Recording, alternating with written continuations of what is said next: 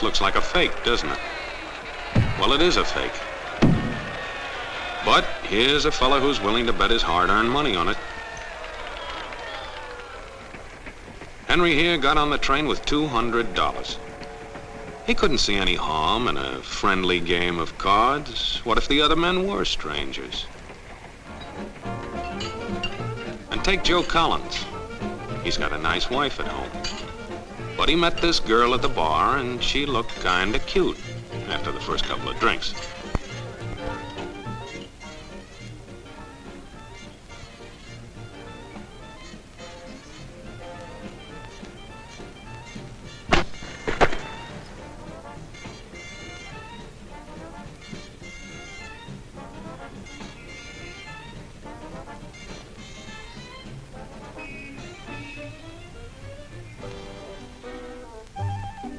There's a good old-fashioned word for people like this. We call them suckers. And there are other people. People who stay up nights figuring out how to take away what they've got. There are all kinds of games and all kinds of suckers. Take Mike here, for instance. He's got everything, you might say. He's young, he's healthy, he's got a job. And he's got a country called America. It's a wonderful thing to have. America. Lots of room. Room enough to raise plenty of food. Big factories to make things a man can use. Big cities to do the business of a big country. And people. Lots of people. Enough to work the farm and build the factories, dig the mines, run the business. All kinds of people. People from different countries with different religions, different colored skins. Free people. They can live together and work together and build America together because they're free. Free to vote, to say what they please, go to their own churches, to pick their own jobs. Yeah, Mike's got something, all right. He's got America. But there are guys who stay up nights figuring out how to take that away from him. I want to give you the truth, folks. The truth about America. I know you've got a lot of questions. You want to know why you're not getting the breaks you deserve. Well, I'm not a politician. But I've made it my business to study these things, and I happen to know the facts. Now, friends, I'm just an average American. But I'm an American, and some of the things I see in this country of ours make my blood boil. I see people with foreign accents making all the money. I see Negroes holding jobs that belong to me and you. Now, I ask you, if we allow this thing to go on, what's going to become of us real Americans? I've heard this kind of talk before, but I never expected to hear it in America. This fellow seems to know what he's talking about. Yes, he knows all right. What's the answer? What are we real Americans going to do about it? You'll find it right here in this little pamphlet. The truth about Negroes and foreigners. The truth about the Catholic Church. Now, friends, these books are free. Paid for by real Americans who want others to know the truth. Excuse me, young man, but are you actually going to read that stuff? Sure, why not? You heard what he said, didn't you? Yes, I heard. But do you believe in that kind of talk? I don't know, makes pretty good sense to me. I'm speaking to you as an American. And I tell you, friends, we'll never be able to call this country our own until it's a country without. Without what? Yeah, without what? Without Negroes. Without alien foreigners. Without Catholics. Without Freemasons. You know these people. What's wrong with the Masons? I'm a Mason. Hey, that fellow's talking about me. And that makes a difference, doesn't it? These are your enemies. These are the people who are trying to take over our country. Now you know them. You know what they stand for. And it's up to you and me to fight them. Fight them and destroy them before they destroy us. Thank you.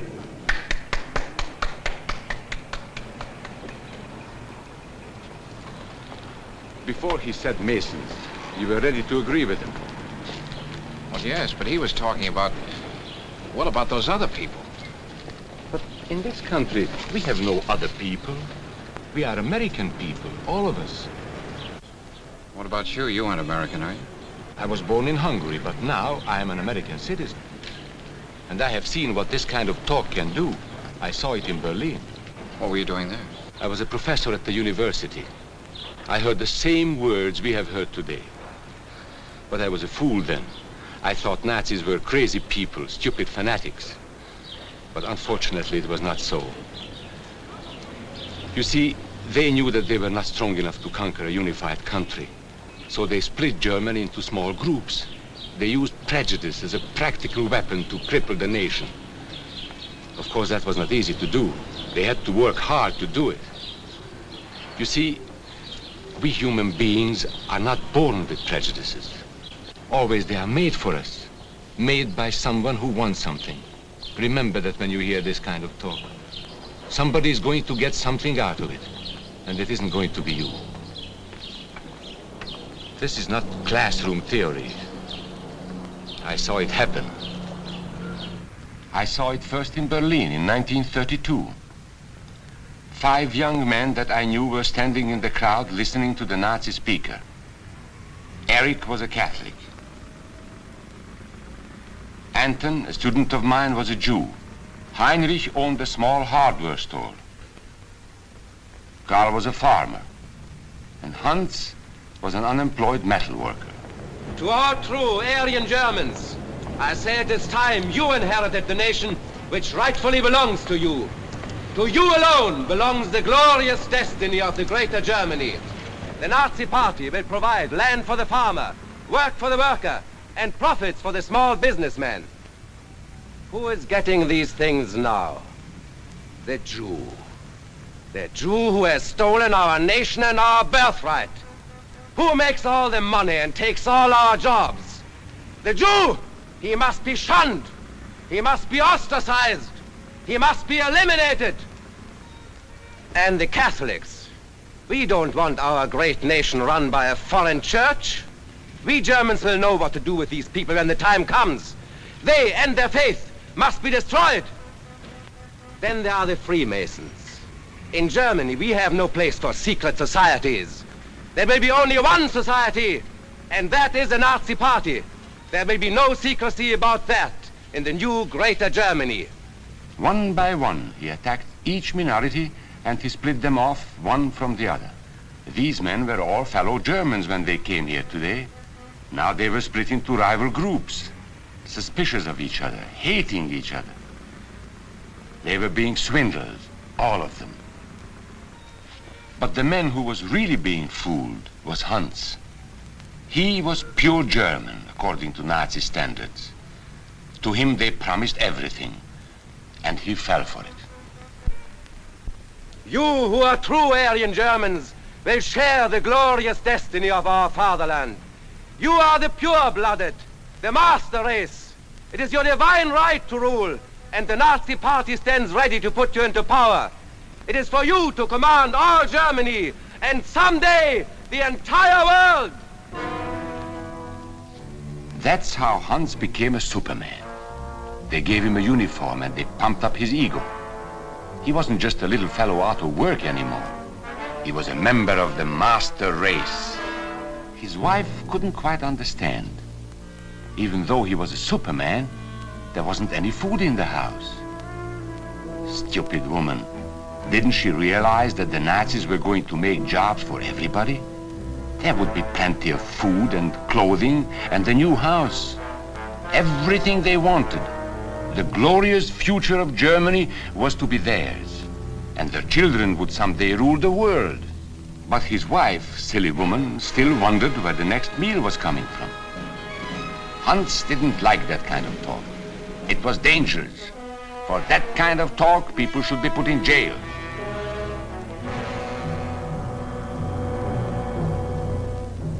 Hans had swallowed the bait all right.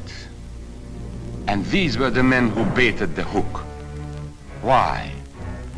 So that Hans could come to power? Of course not. so they could come to power. They would merely use Hans to help them get there.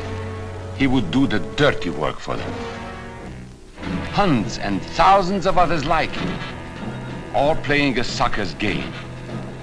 They gambled with other people's liberty, and of course they lost their own. A nation of suckers. Hitler needed these people. There was lots of work to be done.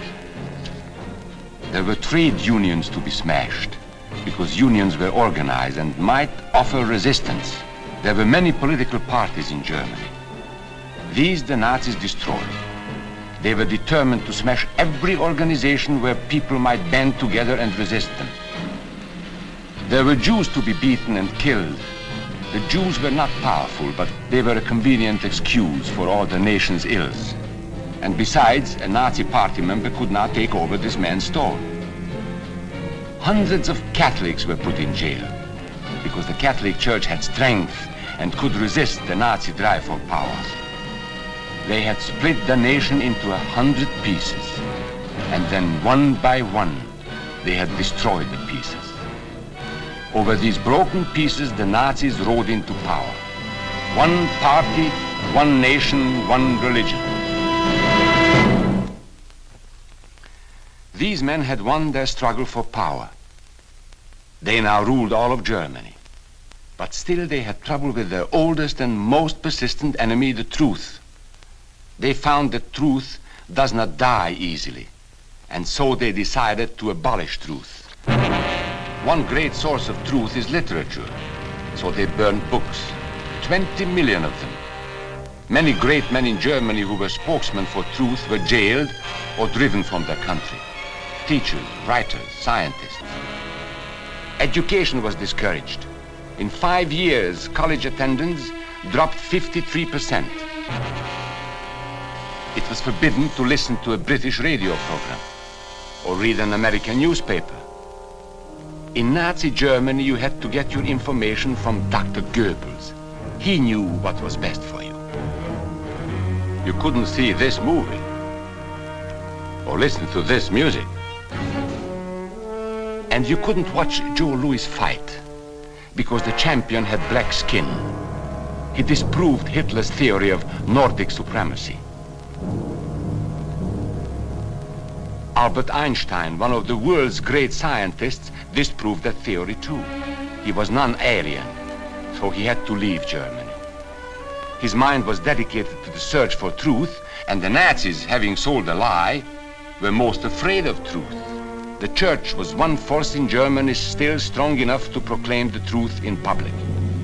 No doubt is possible that we Christians are in a grave battle.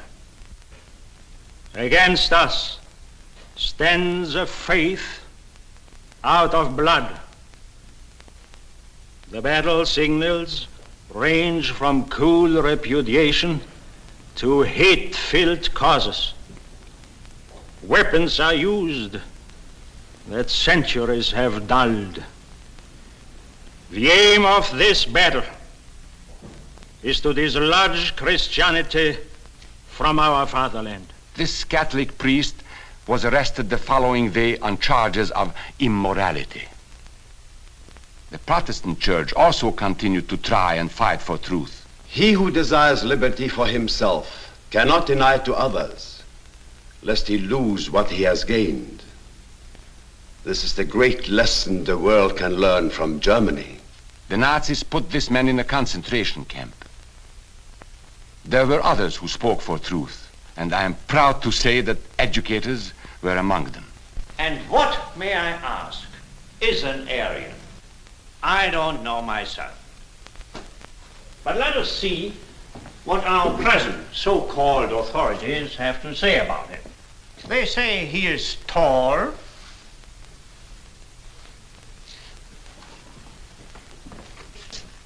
slender,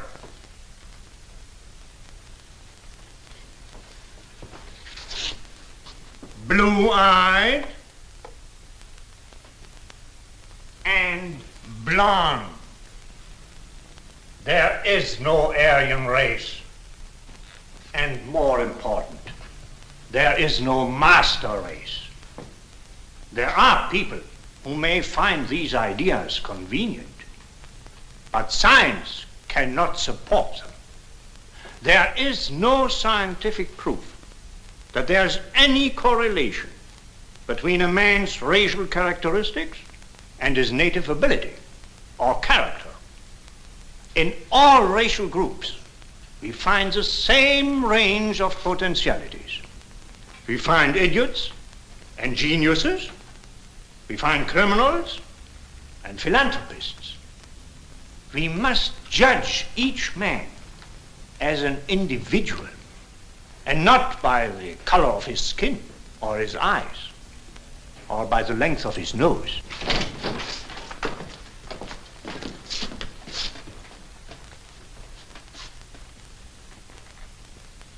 Come in, gentlemen. Make yourselves comfortable. There are many differences between individuals. We each have different capabilities, different backgrounds, different views about what's right and what's wrong.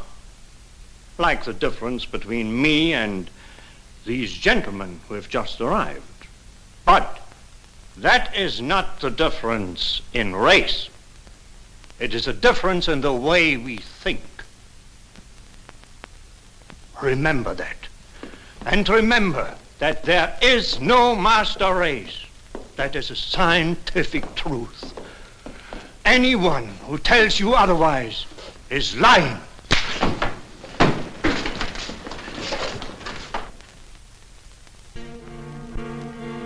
And so for all practical purposes, truth had been abolished in Germany. A lot of my German friends wondered what had hit them. How did it happen? Where did it start? It started right here. And this was where it could have been stopped. If those people had stood together, if they had protected each other, they could have resisted the Nazi threat. Together they would have been strong. But once they allowed themselves to be split apart, they were helpless. When that first minority lost out, everybody lost out. They made the mistake of gambling with other people's freedom. Now let's see how those bets paid off. Karl the farmer was gambling on a better life for himself. What he got was extra hours of back-breaking work, as much as 100 hours a week. He was forced to stay on his land and produce what he was told to produce, because now Hitler was preparing for war. For Heinrich, who owned a hardware store, the bet didn't pay off either. 104,000 small businesses were closed in 2 years. And for Hans, conditions hadn't improved any. He had a job now in the munitions factory, but he worked long hours for little pay. The working conditions grew increasingly bad. And even though he didn't like the job, he wasn't permitted to leave it. There still wasn't enough food in his house. Hitler said you couldn't have butter and cannon. So Hans couldn't have butter. And when Hitler decided the time was right, Germany went to war. Not by declaring war, but by a carefully prepared sneak attack. Once again, Hitler needed Hans to do his dirty work. Hans was an expert at brutality by this time. And Hitler had decided to use Hans and his brutality against other peoples, the Czechs, the Poles, the French, the Russians. But in the crucial test of war, Hitler's race theories didn't pay off. His pure-blooded supermen were defeated by the mongrel armies he despised. By the British at El Alamein.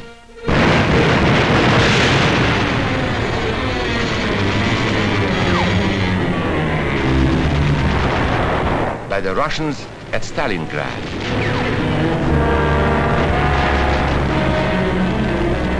And then on D-Day by American soldiers of every color and religion, who smashed across the Normandy beaches and drove on through to the heart of Germany.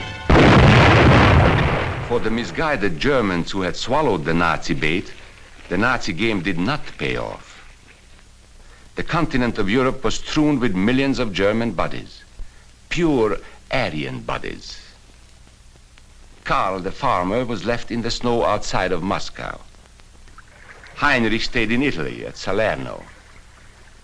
And Hans, who was going to rule the world, got only a little patch of Normandy that he could call his own. We must never let that happen to us or to our country. We must never let ourselves be divided by race or color or religion, because in this country we all belong to minority groups. I was born in Hungary. You are a Mason. These are minorities. And then you belong to other minority groups too. You are a farmer. You have blue eyes. You go to the Methodist Church. Your right to belong to these minorities is a precious thing. You have a right to be what you are and say what you think, because here we have personal freedom. We have liberty. And these are not just fancy words. This is a practical and priceless way of living. But we must work at it. We must guard everyone's liberty, or we can lose our own. If we allow any minority to lose its freedom by persecution or by prejudice, we are threatening our own freedom. And this is not simply an ideal. This is good, hard common sense. You see, here in America is not a question whether we tolerate minorities. America is minorities. And that means you and me.